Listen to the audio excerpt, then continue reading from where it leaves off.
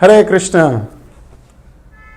तेनालीराम बड़ा बुद्धिमान मंत्री है और ये बात कोर्ट के सारे मेंबर्स जानते हैं, राजा स्वयं भी जानता है। एक दिन राजा ने तेनालीराम की टांग खींचनी चाहिए, एक ट्विस्टेड क्वेश्चन देने का प्रयत्न किया और जानना चाहा तेनालीराम इस प्रश्न का उत्तर क्या देगा। राजा ने पूछ लिया, तेनालीराम मैं तुमसे एक प्रश्न पूछता हूं, बताओ हमारे राज्य में कितने कौवे हैं? क्या तुम बता सकते हो? तेनालीराम ने बड़े कॉन्फिडेंस के साथ बोला, जी जनाब, क्यों नहीं बता सकता, मुझे थोड़ा समय दीजिए, मैं आपको एग्जैक्ट नंबर ऑफ कौवे बता दूंगा।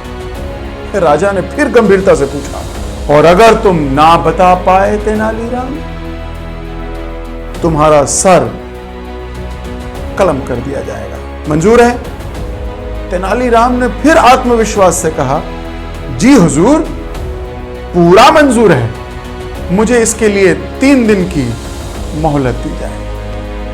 राजा ने बोला, दिया। तेनालीराम उसी वक्त अपना बैग वगैरह लेके राज्यसभा से उठ के चला जाता है। कोर्ट में कई मंत्री तेनालीराम से चिढ़ते हैं क्योंकि वो हर बार कुछ ऐसी बात कर जाता है, ऐसा लॉजिक दे जाता है, ऐसी बुद्धिमानी कर जाता है कि बाकियों के बस की बात नहीं। इसीलिए राजा का विश्वास पात्र, राजा का प्रमुख फेवरेट मंत्री है और इस बार सर कलम होगा ही होगा, क्योंकि यह जवाब देना कोई आसान कार्य नहीं। तेनालीराम उस दिन पूरा दिन रेस्ट करता है। अगले दिन गार्डन में जाके पेड़ के नीचे बैठ जाता है। थोड़ी देर के बाद लेक के पास जाके बैठ जाता है। थोड़ी देर के बाद पहाड़ के ऊपर चढ़ के बैठ जाता है। 2-3 दिन ऐसे घूमने में बिताता है। तीसरे दिन राज्यसभा में वापस आके बोलता है, राजा हुजूर, हमारे राज्य में 1,55,273 कौवे हैं। राजा कहता है, इतने एग्जैक्ट नंबर कहां से पता लगा? हुजूर, मैंने आपको बता दिया, हमारे राज्य में इतने एग्जैक्ट कौवे हैं। अगर आपको मुझ पे विश्वास नहीं तो किसी और से गिनवा के देख लीजिए, कौवे तो इतने ही हैं।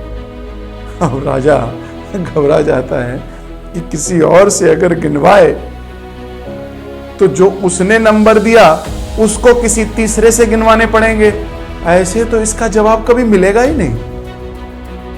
राजा बोलता है, अगर ये कौवे उतने ना मिले तो कुछ ज्यादा हो या कुछ कम, फिर क्या होगा? तेनालीराम कहता है, हुजूर, कुछ कौवे अगर कम हैं तो हो सकता है पास वाले देश में हमारे देश के कुछ कौवे अपने रिश्तेदारों से मिलने गए, और अगर कुछ कौवे ज्यादा हैं तो हो सकता है पास वाले देश से कुछ हमारे देश में उनके रिश्तेदार रहते हैं ज्यादा आ गए। लेकिन एग्जैक्ट काउंट आज के दिन का यही है।